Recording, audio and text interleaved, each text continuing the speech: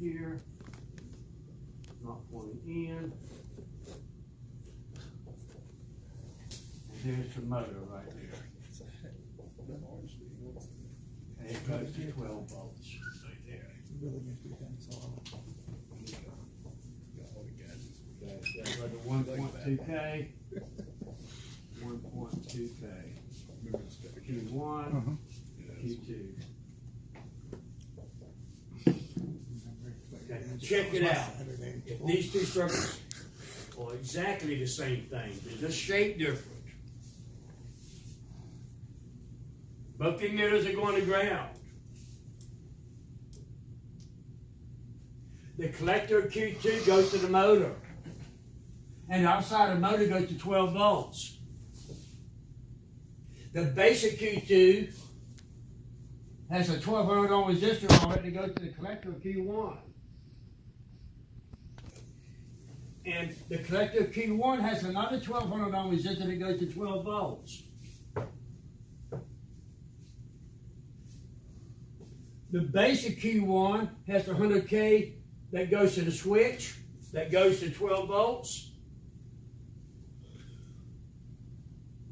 It goes to the switch that goes to 12 volts. Also, the basic Q1 has a 1 million ohm resistor going to ground.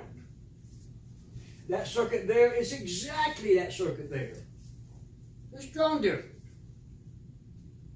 Now, at Q2, we got 0.2 volts on the collector. We took a voltmeter and measured from ground, right there, we got 0.2 volts. Wouldn't that tell you that Q2 must be turned on? Because there's 0 volts ground, and there's damn near 0 volts, isn't it? Okay. Now, also, I pointed out on Q1, the collector's got 6.4 volts on it.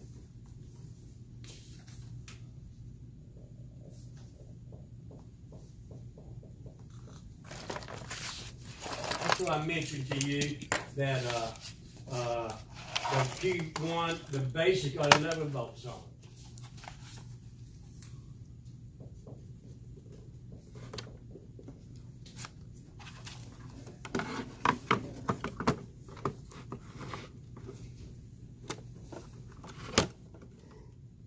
Everything right now.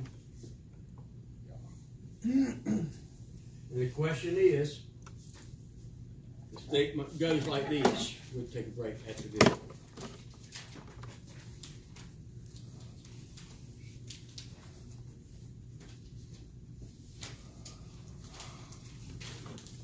The circuit figure 1 operates the motor when the switch is pressed. The circuit has failed and the motor runs all the time. No doubt, if the bottom of the motor is near 0 volts and the top of the motor is connected to 12 volts, that motor is going to run, isn't it? Yeah. The switch is not pressed though. And it's only supposed to run when the switch is pressed. The circuit has failed and the motor runs all the time, whether the switch is pressed or not. The switch is not defective, so you wouldn't say the switch is bad. I wrote that down. Identify which transistor is at fault and how that transistor has failed. In other words, give me an open or shorted junction, or open or shorted terminals on the transistors. Statements like bad transistor will not be correct. Yeah, the transistor is bad. You don't know which one though, and how is it bad? Okay. What do you immediately see wrong with this circuit? With the voltages here. This voltage right here, let me draw this another way. The voltage at the base from that right there is 11 volts. That's supposed to be. What do you see wrong with that? It's supposed to be 0.7. It's supposed to be 0.7, yes. And it's wired right, too. Remember, that's N, P, N. And the P stuff, sure enough, going to the plus 12, right? So that should be 0.7, right? Yeah, but That should be 0.7 volts. But it's not. It's down near 12 volts. What's wrong with this thing is It's got an open base emitter junction. One open there.